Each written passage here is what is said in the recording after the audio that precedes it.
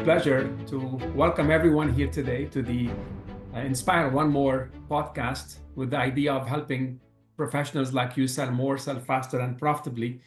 And today is no exception. I have with me Dr. Oudi, who is the best-selling author and the founder of Inspired Results. It's a performance coaching and speaking business. He focuses on educating and entertaining audiences on topics such as overcoming fear, stress, public speaking, networking, wellness, and much, much more. His primary activities include speaking, coaching, and writing. And I know that you'll be off to Bali in the next maybe week or so to start filming your upcoming documentary film titled Inspired. So it's exciting to kind of have you here with us today, Dr. Oudi. Yes, thank you. Yep. I'm flying out on Saturday to start filming. And yeah, there's so much going on and so many amazing things going on in your world too, Ramez. So grateful to be here. Likewise. I guess both of us are struggling with... Great way to start a podcast with some coffee. I think our audiences know what's coming is gonna be great. So just a bit about your background. I know the word Dr. Oudi. Can you just give us a bit of context into the doctor part? Yeah, sure. So I've been a chiropractor for 25 years. So that's basically my core profession. I'm just gonna hit something here. And yeah, I've been doing that for a long time. But what I noticed in my first year practicing as a chiropractor in Toronto when I opened my clinic at age 27 was that most physical health problems actually came from lifestyle issues related to mostly emotions, but also breathing, posture, diet, exercise, and sleep. And so those were the core areas that I was speaking about, the main topics I was speaking about.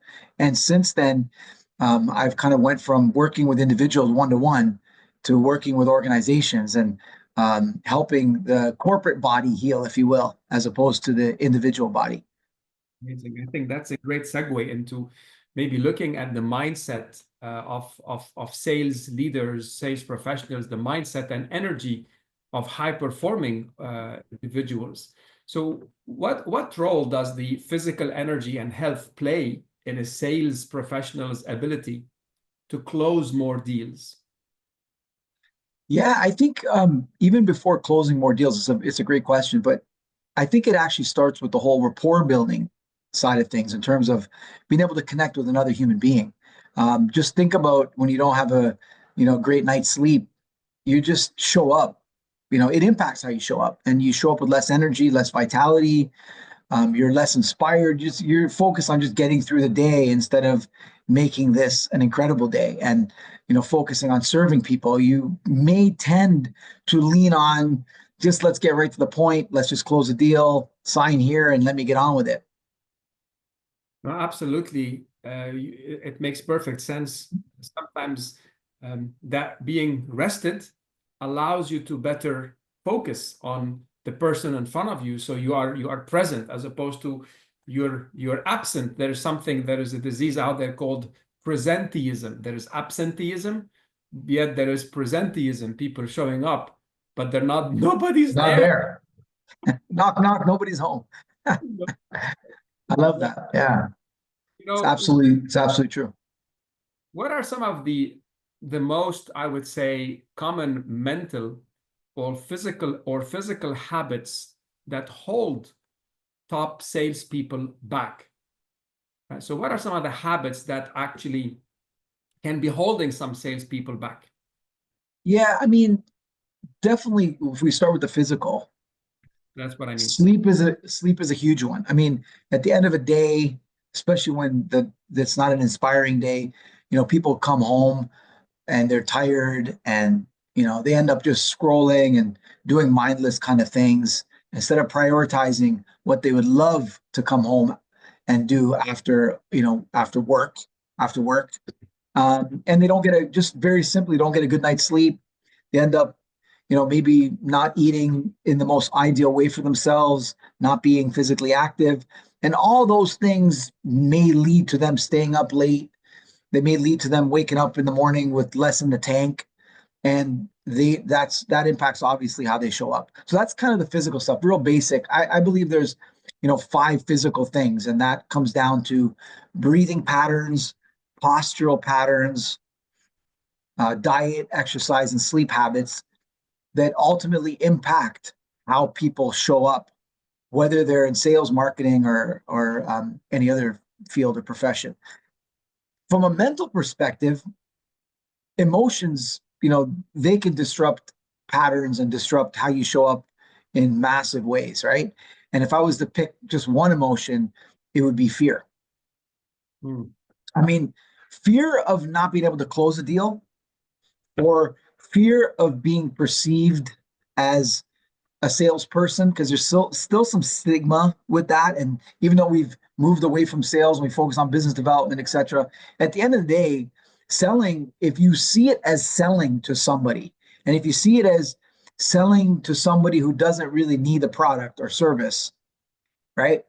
There could be some shame associated with that, and some an impact, and that could impact in terms of anxiety and you fearing, presenting with that label and that cloud above your head of salesperson, as opposed to somebody who really appreciates their product and service and the value that they bring to other people. And they know that selling, if you want to use that word, comes down to serving people.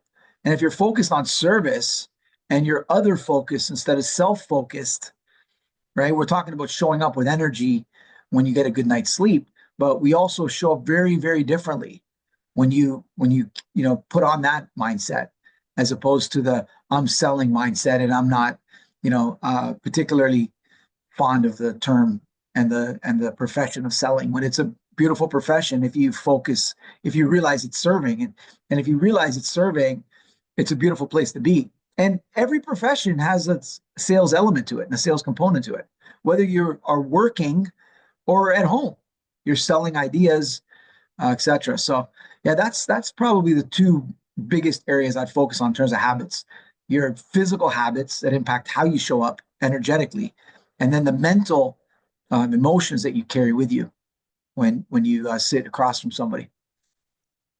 That was a lot of great principles. And as a sales doctor, professor, worked with sales for the last 30 plus years, I've always knew that if I was if I exercised, if I took care of myself, I was in a better position to be of service for another human being. And the concept of, are you a taker or are you a giver, right? A taker, you're going in and you're trying to get the sale. So that's a bit more of like a pushy type of an approach, which doesn't sit well with people. As you said, people are afraid. But deep down inside, if you have this people today here that are selling, I always tell people, find something that you believe in, that you're passionate about, because it makes it a lot more easier to go and serve and offer that to someone to help solve a problem, to help them be 2 steps ahead of their competition, help them save, avoid, fix a certain scenario that they have. So going back to the, you said 5 things, your posture, your breathing, your diet, your exercise, and your sleep, right? And what stops people from doing that, I think, is today's economy, today's fast moving world. You have a phone, you have a million different things going on, and we're all being addicted to the dopamine hit every time we're going in. We think we're being productive, while actually we're being zapped out of our energy completely, right? Being able to go in and stop being a spectator, watching people's lives, to being in control of your own life. When you're focusing on your cup being full, well, that's when you can go and overflow and give to other, give value, and that really will make a huge impact. 100%. And I think the idea of filling your cup, as you said, it's an underappreciated concept in terms of, like you said, how can you take care of other people if you're not taking care of yourself, right? And you just got more to give when you just going back to sleep. It's just a very simple thing, but you have a good night's sleep. You feel better. When you feel better on the inside, you have more to offer on the outside to other people. And it just makes sense to want to prioritize taking care of yourself, because it starts with you. It really does start with you. And if you're taking care of yourself, then you show up with more energy, more vitality, you're more engaged, you're more interested in other people, you're more patient in the conversation, not trying to rush the conversation, rush the deal, and you're more likely going to get a sustainable result, as opposed to, as you said, just trying to which is take a big bite, and then if that even works, it's going to be the only bite you ever get. But if you focus on serving other people, and it's done in fairness, in the interest of fairness, then it's sustainable, and you got a potentially a client for life. I want to add one more twist to that, you see, because maybe a sales professional is there serving his clients, but how about a sales leader? So a leader of sales, a sales head, a sales director, VP sales. A lot of time the Right. sales are aspiring to someone like that. And I've been in a situation, you can see from behind me, multiple different trophies or awards or swords or whatever, Yes, now we can see them at the top. And the thing about that is, people watching the leader. If the leader is drowning, right? Nobody wants to grow. Nobody is. No, I don't want to be part of this business. I don't want to be part of. Don't promote me, because I don't want to be as miserable as this guy in front of me.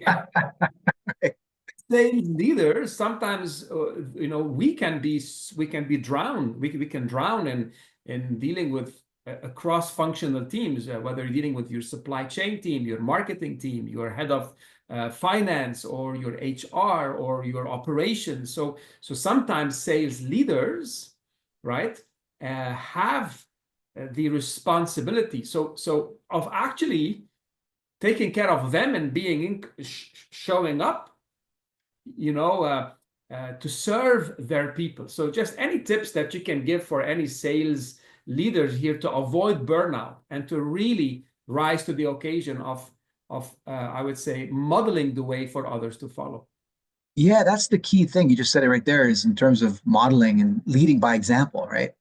I mean, if you're a sales leader and you want your team to want to, climb to the next level, if you want to think of it like a ladder, climb the corporate ladder and get to a similar position as you, you gotta lead by example. Because, like you said, why would somebody want to, rock it in whatever they do, and then end up being somebody who's drowned in the minutiae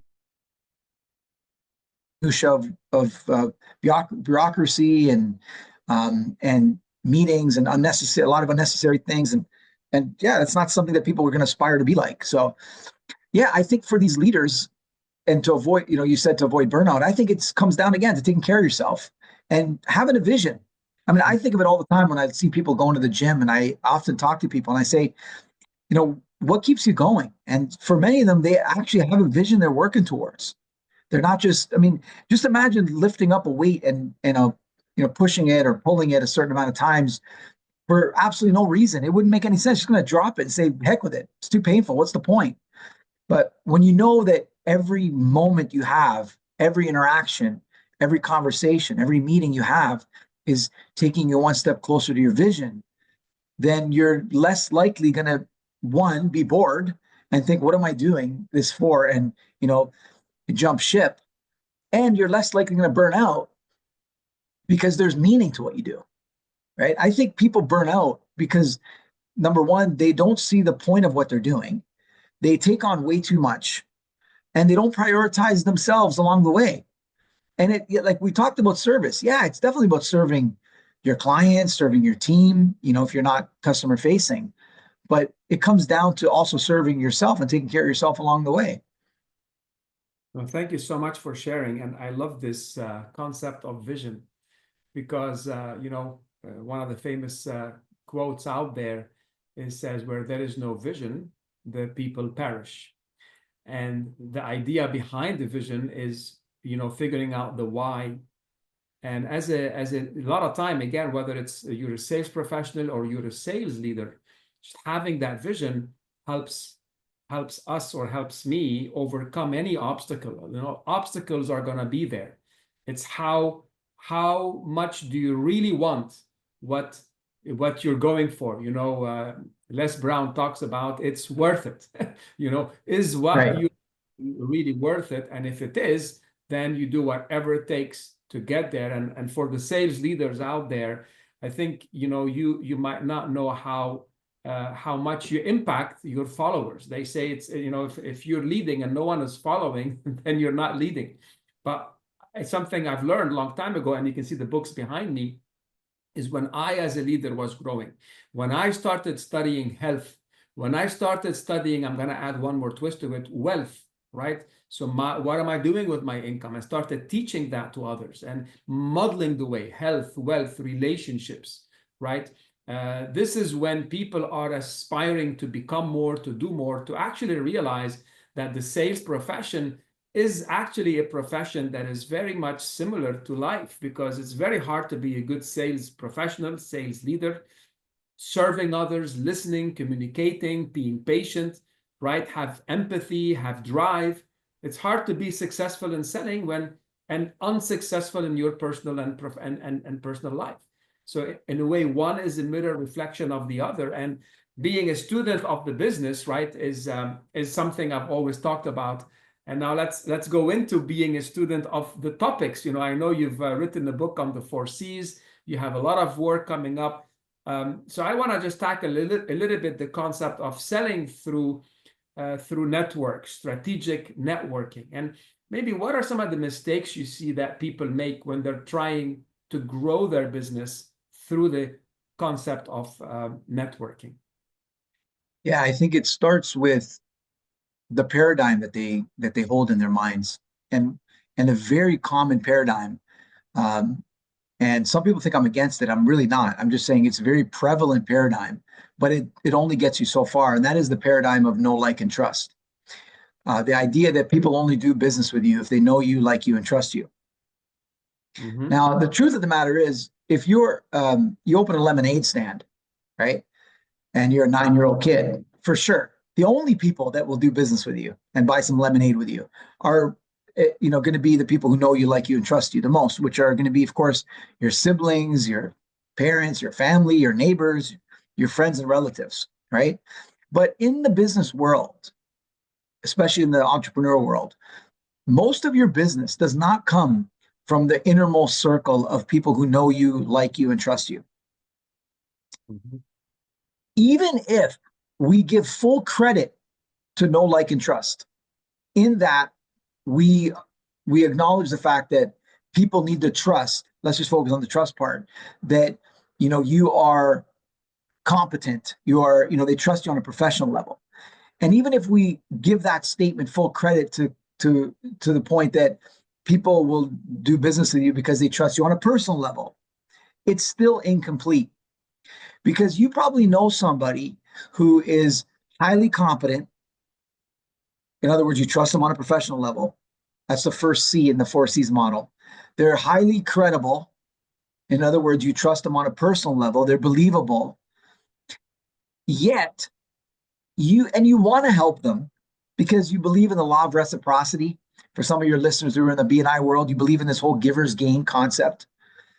And I do believe in it. However, you won't be able to, someone who sees you as highly confident and credible isn't going to be able to give you a referral and pass business your way or do business with you, right? If they don't perceive you to have the third C, which is clarity of communication. So that's when giver's gain law of reciprocity breaks down. You've given to someone, but yet you don't receive, because that person doesn't know how to give you back, doesn't know how to help you. And it's not that they don't intend to or want to. It's that you make it difficult for them because you lack clarity of communication. So what I'm getting from this is the paradigm, right? So the concept of just because someone knows you, likes you, and trusts you, right, doesn't mean they know how to possibly refer you or to promote you, just because maybe you might not be or they might not be as clear of how to communicate you, or the person doesn't know how to communicate that. I maybe can you elaborate a bit on that? Yeah, sure. Yeah. So what I'm saying is that if you are not clear about what you do, who you are, why you do it, who you do it for, etc., then and you're not clear about what they need to say to others to open doors for you, they literally can't. Despite the fact that they have a very high level of intentionality in terms of wanting to help you, they just can't. So, you know, if and many people that carry this know like trust concept around with them, they'll spend so much time building rapport, which I'm not against, of course, important, but they'll overfill that cup, if you will, and they'll focus too much on likability instead of focusing on realizing that before people refer business to you, they want to be sure you are competent, credible. They want to know that you are. They want to experience your clarity of communication. And the last C, which I didn't talk about yet, is connectivity. Right? Connectivity refers to the quality and quantity of your connections, and it's human nature when somebody perceives you to be well connected in quantity and or quality, they naturally want to rub shoulders with you, they naturally want to do business with you, and they naturally want to refer business to you and just associate with you. And when people perceive you not to be well connected in quality or quantity, there isn't any ambition. So despite the fact that you've made it easy for them to know you, like you, and perhaps trust you on a personal and professional level, if you are not perceived to be well connected, there isn't any ambition for them. They're naturally going to spend time with this person over you because they believe this person is more likely to open doors for them than you are. Wow, this is some again, it's opening up certain ideas as I am I think here the concept of connectivity is a bit about a person's network, right? And we speak about someone's network is someone's net worth, and and maybe there's a very subtle line, right, in terms of how do we communicate that, the how do we communicate that connectivity in a business setup or in a business setting when someone is in a conversation. So maybe I ask you here a question, what are some of the mistakes that you've seen sales professionals do when it comes to this 4C framework? And what could what are some of the maybe like a simple advice you can give them to be on the lookout for to help kind of hedge against it? Yeah, so for sure, let me just circle back to what you said about connectivity. It's true. You can't just, carry your photo album of all the people you know. You can't sit with someone and just go through your thousands of contacts on your phone.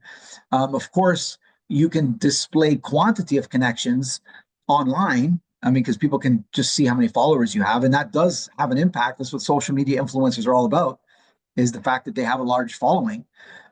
Some people are focused so much on the online world. That's in terms of, if you were talking about networking errors, that would be one of them, is they focus so much on the online world and try to build a following, that network they built isn't actually a strong network, because these are people who perhaps they paid for people to follow them. They want that number to show up, but that they don't grow that number organically. And they oftentimes, especially nowadays, they focus on the online over or more so than the offline. They think, hey, I can just do a post. It's going to reach potentially thousands of people. What's the point of going to a networking function? There's only going to be 25, 30 people there.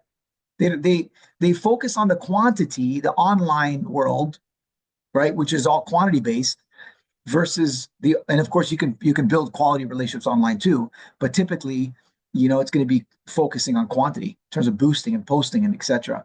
Just the volume, getting the volume out there so you can build the quantity, as opposed to focusing on the existing relationships they have and drilling deeper so they deepen it from a quality perspective. In sales, they say it's easier to sell to an existing customer than a new customer. You're probably thinking something along those lines. 5 times less expensive, And 5 times less expensive. There you go. because it's already that you've dealt with them, they know you, and they like you, trust you, they know maybe your previous interaction with you, and then that makes it a lot easier. So Yeah. what just a clear message in here is, is that the quantity versus quality when it comes to connectivity, and the quality happens in the live face-to-face interaction, because you have an entire, you have an entire person with an entire person, and you really are building this relationship, getting to know them again, find something in common, find the FOR, family, occupation, recreation, even goals, the gains concept. So again, this is good. This goes back to the fundamentals of taking time. I just had lunch today with a lovely person I met. His name is Johnny. I don't remember his last name. He's a wealth advisor, but he does so many things. He's into rugby. He's into building communities. He's into, so as I get to, you can't help but really like the guy, because we found so many things in common. So really it does end up making that difference. I love this quality versus quantity. Absolutely. Yep. I'm gonna throw at you here a question, or a thought. Let's just say somebody who loves to maybe get going with the speaking business, right? How should they start to work their network? What would be some tips you can give to somebody who wants to be a speaker, somebody who wants to enter the space that we're in, speaking, training, consulting, etc.? What would be some of the tips that you could share with this person? Yeah, I think first of all, you got to really love it. And if you really love it, you'll be pursuing it. If you are thinking about doing it just because you've seen somebody else do it and you feel like I want to be like them, but it's not really coming from an authentic place, you're going to struggle. And that's what life's about, right? It's about filtering out those who are authentically chasing some dream versus those who are inauthentically doing it. Number two is I think a lot of times speakers are pushing a message instead of being pulled by a message, you know? Um, yeah. So in other words, I remember delivering a talk once at Toastmasters many, many years ago. And somebody said to me, "How do you speak like that?" And at the time, I didn't know what Toastmasters was. So I was a guest speaker. And I said, "Speak like what? I don't really understand what you mean." It's like you're jumping on stage, you got all this energy and you're animated and all this stuff. And I said, "My friend, I really think that a lot of people have it backwards, is they're trying to push a message instead of aligning with a message and naturally being pulled by that message."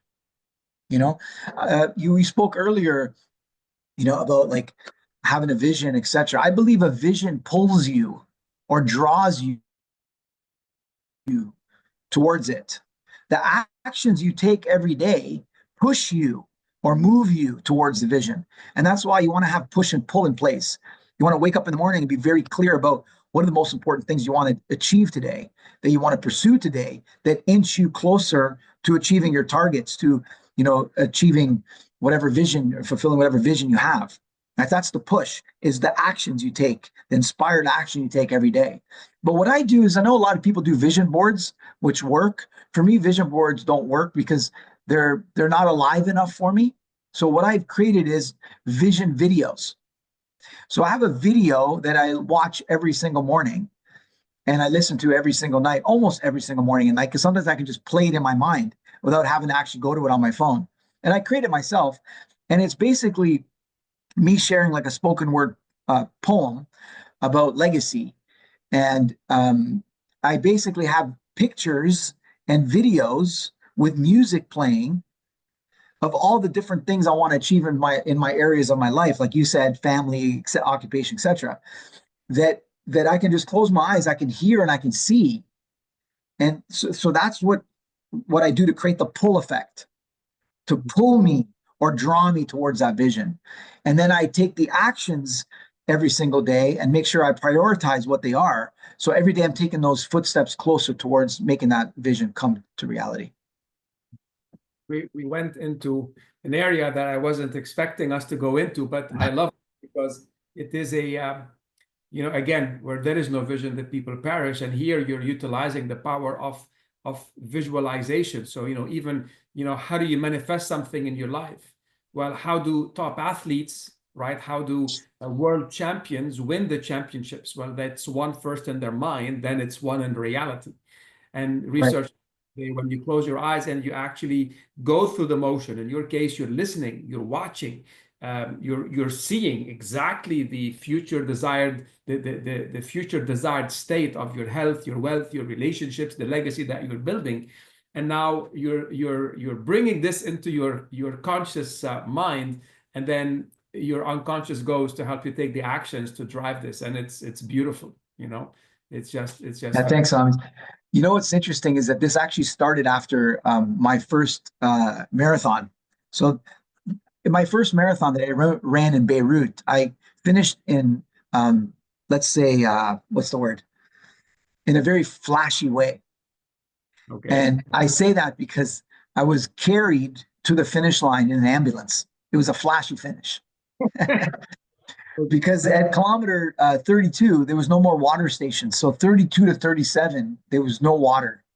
So I got dizzy and I couldn't keep my head up any longer. So I was kind of just hunching forward, walking basically. And then I couldn't walk any further and I just collapsed because of dehydration. But I wasn't sure if it was the wall, right? This mental wall, or if it was a physiological thing, like I was really dehydrated. But I had no idea. I just remember them, the ambulance coming to me and saying, can I get you something? And I said, yeah, I'd love some water. I said, we don't have any water, but we have Panadol or like aspirin. And so how am I supposed to drink that? How am I supposed to consume that? Anyways, when they took me and rehydrated me, I said, please take me back to where you found me because I came here to finish the marathon. I said, no, we can't. You already crossed the finish line. So anyway, I say that because I came back to the UAE and I said, you know what? This time I want to make sure I cross the finish line. So what I did is I drove to Dubai and I recorded the marathon on my phone, like in my car driving quickly. And I put some music to that and I watched that video over and over again. And if you can imagine, a car is going pretty quick, a lot faster than you can run. So even though I was driving slow to video it, I was going 40, 50 kilometers an hour, let's say, or 60. And yeah, I just was able to visualize it. And I was also smelling. I had my fiance at the time, her cologne, her perfume. So I sprayed it on a stick, took it with me. So when I was running the marathon, I could hear that I only turned on the music at kilometer 32, the same music I played when I was visualizing. And I was smelling my wife's, or wife now, my fiance at the time's perfume. So I had the visual, I had the auditory, and I had the smell. So now with my vision videos is I have the vision, I have the auditory, and I have the feel. There's no smell necessarily, although I do have flowers and to remind me to slow down and smell the flowers in the video. Yeah, that's kind of my approach to pushing and pulling. So it did start from a somewhat dark place, if you will.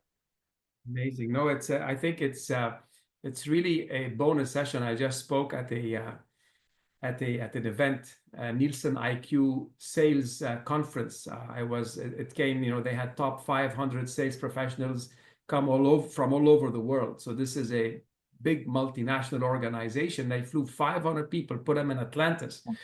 And my talk was about mindset mastery and actually getting to become a partner, to partner with your clients. And there was a big part of it on the concept of breaking your mental, having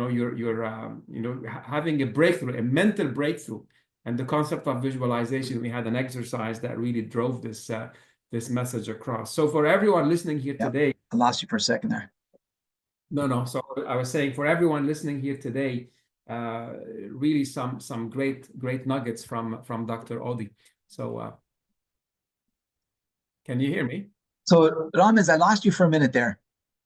Okay, I'm back. Can you hear me?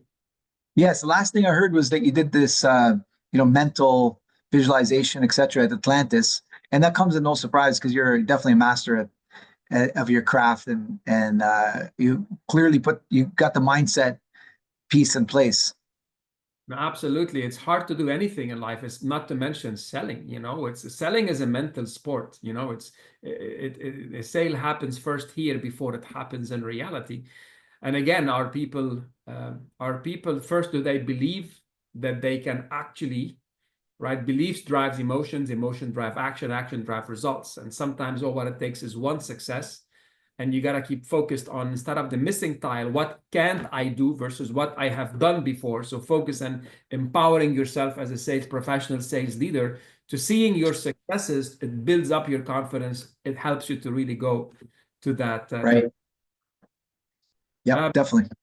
Let's talk about the concept from referrals to revenue. From referrals to revenue, right? And this is something that I grew up with. You know, I sold knives door to door, right? I sold knives door to door. And at the end, this is a knife that has a lifetime warranty, right? The Cutco brand.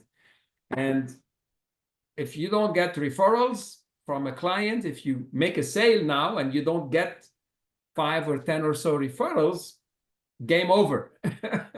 So I had a very structured approach to ask for referrals. Yet today I find people very hesitant to ask for a referral. People afraid to ask for a referral. So maybe one thing I ask, what are some tips you can share that would help people ask for a referral without sounding desperate? Yeah, well, the truth of the matter is, those who are not willing and able to ask for referrals are probably not able to do so with the clients that they don't feel like they really served well. In other words, I don't think I deserve a referral. Bingo. Right. I'm gonna throw something else. I also found, and me being there. So at first, when I started selling knives a long time ago, I was a little bit uncomfortable because of the fear of being rejected. I don't want to like this. I don't want to ask. I don't want to like impose, if you know what I mean. But in fact, it's like I don't want to get rejected. So that would, if I was going to share with you in terms of layers, the first layer would be, hey, look, if you're not able to ask this client over here for a referral, maybe you didn't serve them well. And many times they say, yeah, you're right. So don't. That's number one. The second layer would be, like you touched on, which is fear. And I don't know if I've shared the concept with you that I'm proposing and that is going to be sprinkled into the movie. And that is that what we're taught, the traditional model of fear for the majority of people that I've experienced, and even the majority of psychologists I've spoken to, there's one massive school of thought that I'm not exactly able to trace its origins, but it could be from Plato's allegory of the cave and some other philosophers. But the idea that what we fear is the unknown. We have this fear of the unknown, right? Or what's often called the fear of uncertainty. But the truth of the matter is, you can't actually experience an emotion without having substance in the mind or information in the mind. So to give you a quick example, if your child, entered the room with a big smile on their face, that's an emotion of, let's say, happiness. You say, hey, son, what's with the smile? And they said, oh, mom said that I can have ice cream at the mall. So we're going to the mall now. So you can see that this emotion is connected or linked to something going on in the mind. Right. And then if your daughter came in, let's say, and she was carrying the opposite emotion, she was upset, she was angry, said, hey, sweetheart, what's going on? And she said, oh, mom said I can't have ice cream in the mall because they didn't finish my homework. Again, the emotion is linked to something that's going on in the brain, in the mind, right? So fear is the same thing. You can't actually experience fear and anxiety because they're emotions unless there's something in your mind. But so you can't actually have the fear of the unknown because there's got to be something known in the mind. So what we're actually fearing is the past. What we're really afraid of is history repeating itself. We're not afraid of the mystery of tomorrow. We're afraid of the history of yesterday. We're afraid of running into yesterday tomorrow. And so that salesperson who's afraid of asking for a referral, even though they've delivered high quality service, is afraid of re-experiencing something again, re-experiencing rejection, if you will, or re-experiencing something that they've labeled as being an unwanted or negative experience. Because we don't want to re-experience things we label as negative. No, thank you so much for that beautiful explanation. And just building on that, a lot of time, as individuals, we evolve. Our skills evolve, our abilities evolve, yet we sometimes get stuck in the past. So the absence of actually, so now we're becoming victims of the past, although we've evolved, and although we've taken trainings, although we've done things. So again, the one thing I talk about, what really drives sales success are three main traits. The first is about courage, to go out of your comfort zone, right? So even fear, courage is not the absence of fear. It's actually acting in spite of it, right? Second is humility, being humble enough to be open for input. The concept, I know, I tell people to say, look, every time you tell yourself, you're going to say the word, I know, you're actually building a wall between you and the person giving you whatever input and feedback, right? So, I tell people, so I tell them, can you replace that with the word, that's a great idea. Let me give it a shot. That's beautiful. That's a great distinction right there. So courage, humility, and then the last thing is discipline. So even the concept of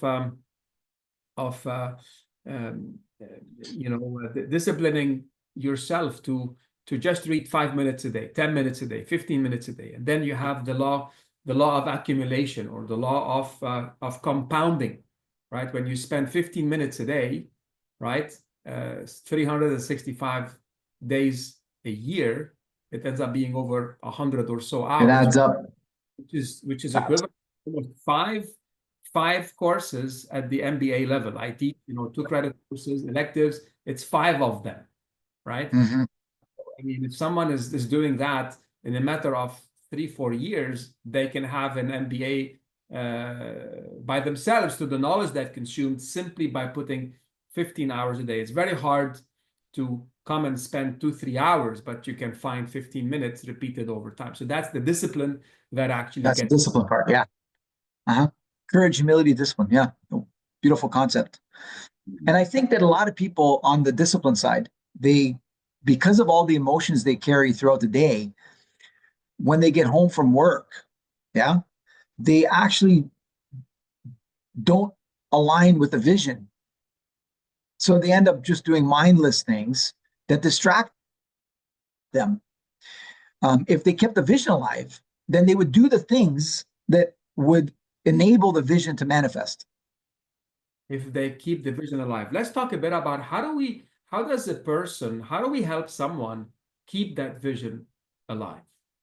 Right. Well, it starts with uncovering a vision. When I do my team building workshops, I talk about the fact that team building is about aligning visions. It's not about bowling or breaking bread together or solving mathematical problems or riddles or playing Jenga or something. It's really about alignment of visions, right? I mean, how many board games have you played with your family? And oftentimes you're not a strong team. So it's not just time plus activity, or, it's doing something meaningful together. And that is the most meaningful thing you can do, is align visions. And so I always say that, how can you align with the vision of your company if you don't have one, you don't have your own vision? And how can individuals in a company align with the company vision if the vision of the company isn't articulated with clarity? So it starts with, what is the vision? And that actually is a very deep question. And when I used to coach people on this quite full time, that was my number one requested program with CEOs and high performers, is let's uncover the vision. So that's where it starts. Once you uncover the vision, then what you need to do is you need to have the vision at the forefront of your mind. It needs to be top of mind, right? And so you're not going to put it on your mirror unless your mirror is going to be your vision board. But like I said, for me, vision boards didn't work. Cutting out things and sticking them on a wall and looking at a wall didn't do it for me, because there's no audio component, although you can create audio if you wanted. And the images are still, they're not alive. and I'm not in them. Like I want to see myself moving, acting. I want the key people in my life to be moving and acting. And so that's why keeping the vision alive is basically repetition. How do you keep a muscle alive? You repeat it. Otherwise, you get what's called sarcopenia, you know, loss of muscle mass over time. So same with a vision. You keep a vision alive through repetition, through volume, and making it meaningful. If it's just a random vision, like a vision of Ferraris and a vision of money and a vision of things that are materialistic, they're not going to move you and they're not going to be sustainable. That's why it starts with uncovering what is the deepest vision you really have and what is the legacy you want to leave. It might not be a complete picture, but some of that picture will be clear. That's what you got to get in the video. And so you can start repping it out and seeing it. And then you can edit that video as things change and taking pieces out and putting pieces in. I mean, I spent a lot of time on this. And when I coach people on it, they get very crystal clear about their future. Initially, I say, how clear are you about your future? They're like, not clear at all. What are the key components? Nothing, almost. And some people, it's almost nothing.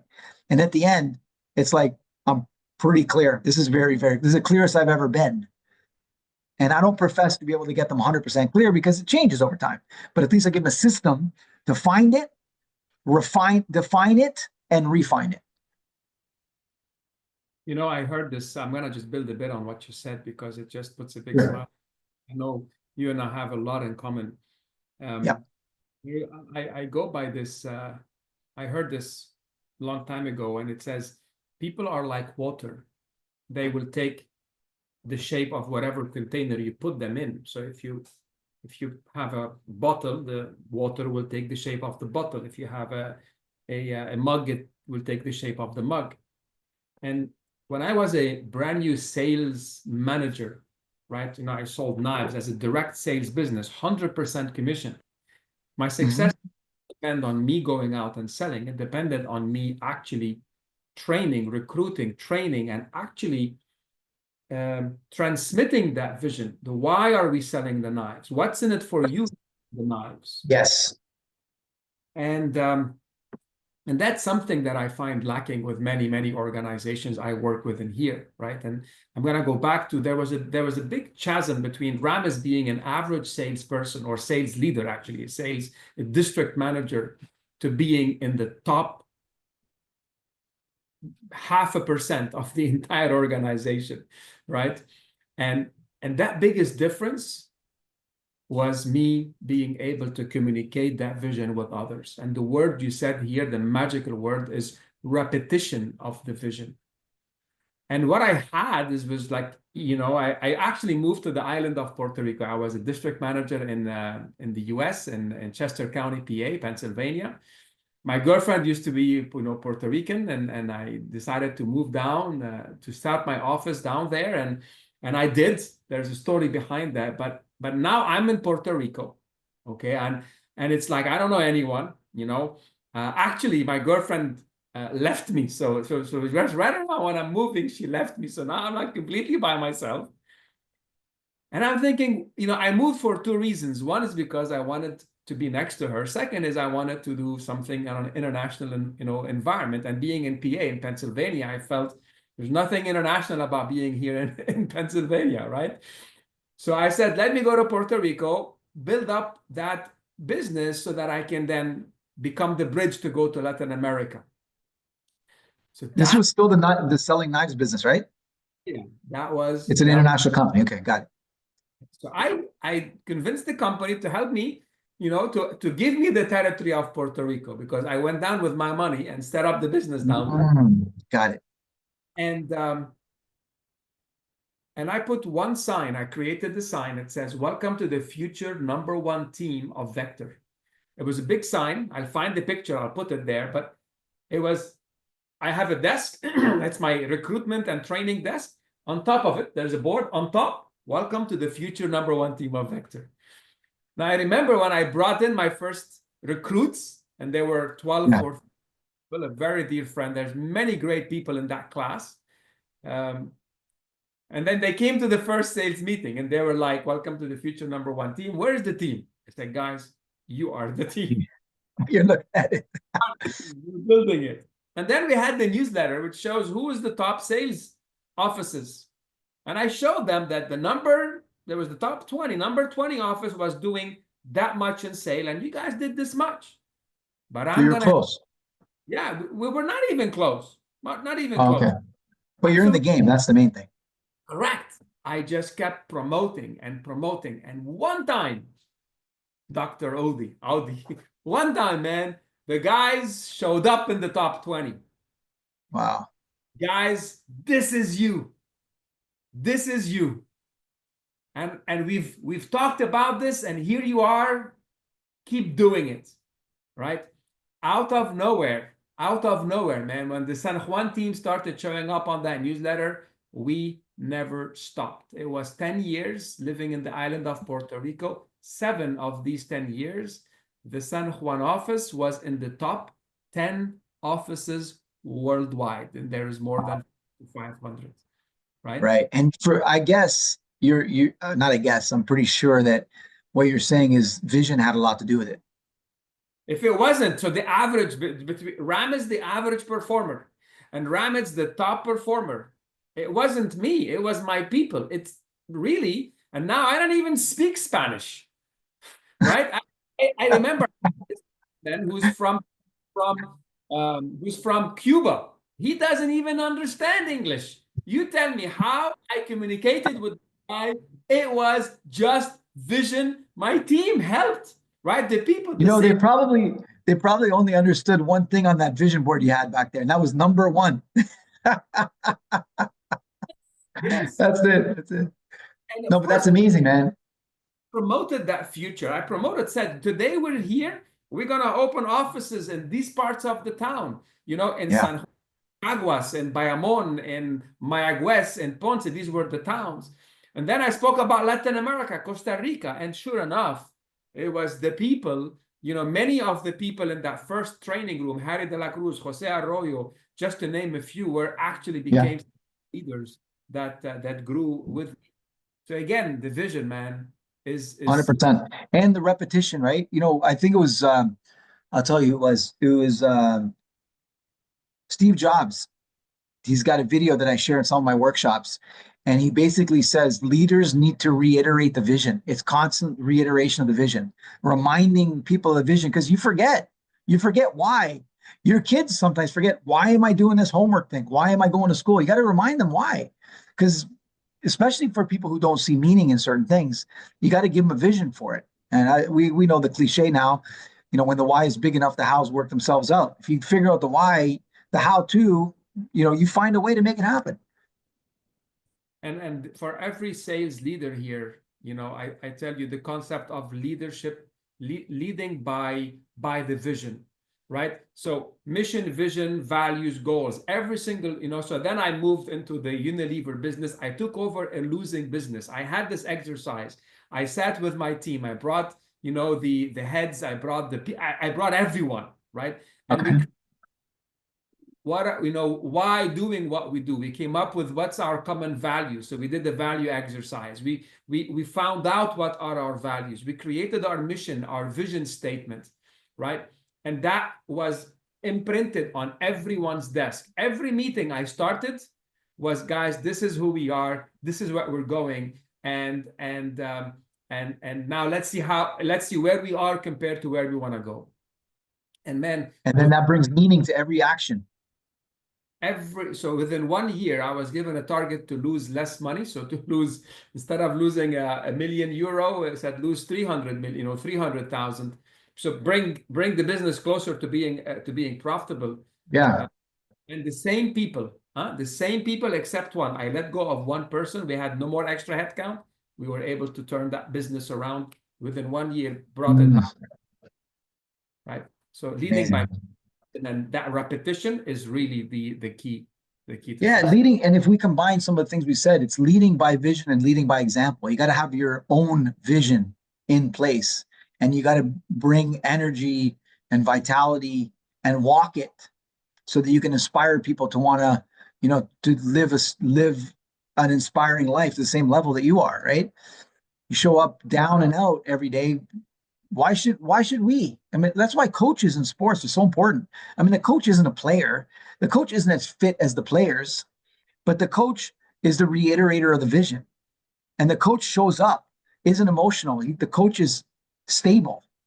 I know that one of my favorite hockey teams, the Toronto Maple Leafs, their coach is incredible this year. And if you just watch his interviews and what people say about him is that he cares about every single player, right? So he's focused on other. He's got a vision and he's consistent, consistent with how he shows up, right? He's an inspired person. So that's contagious, big time.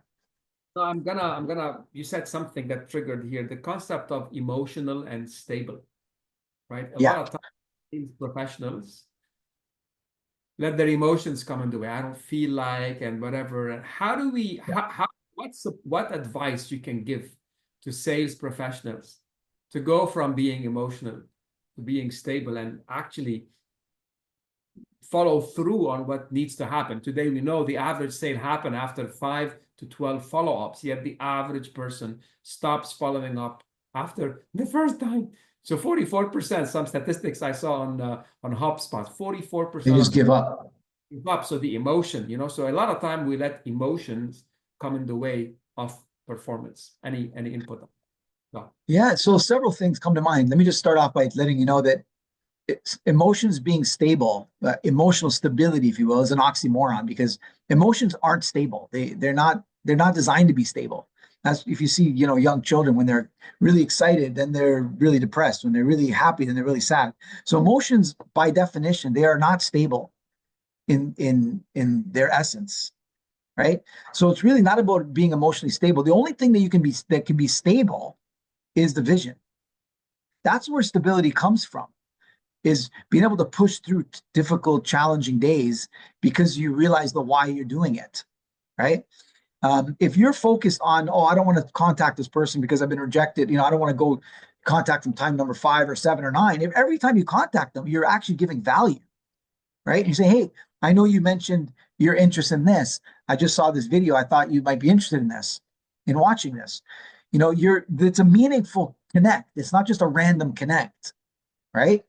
If you're adding value every time and you understand that you're serving them and it's something that's going to be beneficial to them and it connects to your vision, why you're doing it, you're more likely going to get through it. And by the way, on this whole, it takes whatever 5 to 12 touch points, etc. I believe the reason why it takes 5 to 12 touch points is because you haven't ticked the 4 boxes in their mind. They haven't said, okay, this guy is competent. This guy is credible. This guy is clear. I know what exactly he wants. I know why he's selling it. I know how it helps me if I buy it, right? And this person is well connected to other people and to solutions. It's important to have this person around in my life. It takes 5 to 12 touch points, maybe more, to be able to tick those 4 essential boxes in their minds. And that's how the 4 C's can be adapted for the corporate world, not just in the networking space or in the entrepreneurial space. But it applies to executives, corporate and government, being able to tick those key essentials in the minds of others. The only other thing I could say when it comes to emotions and being stable with how you show up, like showing up as an inspired individual, as an enthusiastic individual with consistency, right, is actually being somebody who knows when you get emotional, because you are going to, everyone does. How do you come back? How do you return to the path, to the way? The way is the shortest distance between 2 lines, right? It's a straight line. Excuse me, between 2 points, it's a straight line. So your vision's way up here. The shortest distance is a straight line. But emotions take you left, they take you right, and they zigzag you in and out. So what you want to be able to do is when I get up, how do I return? When I get so excited and lost, right? How do I return to centered state? When I get down and out and angry and upset and frustrated and resentful, etc., how do I return? The secret is knowing how to come back. And that's why I tell people that I'm going to help you identify your vision with more clarity, but your vision is subject to change. That's why I define it. I find it, the current vision, I define it, and then I refine it over time. Because what you need to do is know how to come back when you have lost the vision, or when the vision, when you got an obstacle blocking the way and you can't see anymore. Same with emotions. As you get emotional, how do I come back? It's not how do I not get emotional? because you're going to get emotional. When a sports team loses a game, they get emotional, they get down. But how do they come back? When a salesperson is thought that this deal was going to go through and it didn't go through, how do you come back and show up ready to serve with the next client and not carry the previous deal into the next deal? Yeah, in a way, it's beautiful. I think this is it's definitely very valuable for our audiences, and it's a topic that I know we can go into a lot more detail, and Oh, for sure. concept of Scratching the surface. passionate about the concept of vision is really is quite exciting. So Most people don't focus on the pull. That's the problem, Ram, is that they focus on the push. The push is knocking on the doors, taking those steps and doing those things throughout the day, which is a vital, crucial component. But that's like pedaling just one way. It's like halfway. To get the full pedal in a bike, right? And to build that momentum, you need the push, which is the inspired daily actions, prioritized actions, but you also need the pull from the vision. Some have one, some don't have the other. Some have both that are mediocre. Some have neither. right, this is lovely. I know there is one story that I want to see if it comes up in here, which is, a moment in your career, or at the beginning of your career, where maybe things were not working as good as they needed to, and then this aha moment for you. I don't know if can you share a moment in your career where things were not doing as good from a sales or networking perspective? What did you learn from it, and then what happened? How did you Yeah, overcome? I can very, very quickly overwhelm you with multiple examples, not just one standout, but I will give you one particular one. When I was about 27 years old, my father walked into my center and he said, "Son, I really like what you've done with the place." I said, "Thank you, Dad." He said, "But it's missing one thing." And I said, What's "What's that? that, Dad?" And he said, "Patience. This place is empty." I may have told you the story. This place is empty. There's nobody here. I said, "Dad, you hold on a second.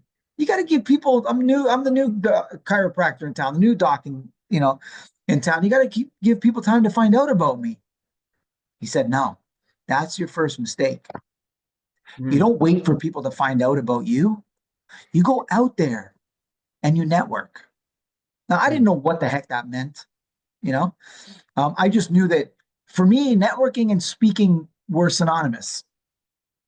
They're Okay. very interwoven, right? I mean, most networking events require you to speak, whether you're speaking to one person, you're speaking to groups, or maybe even you're speaking in front of a whole room with a microphone in your hand, right? I didn't want any part of that. I was Mm, not interested.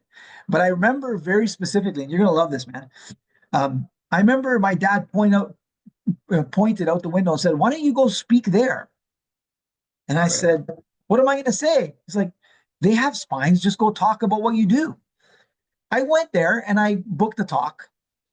But a few nights before the talk, I remember walking out, my knees were like boiled spaghetti. They were touching each other almost. I was like, I just booked the talk. What am I doing? I can't speak. I'm terrified about speaking.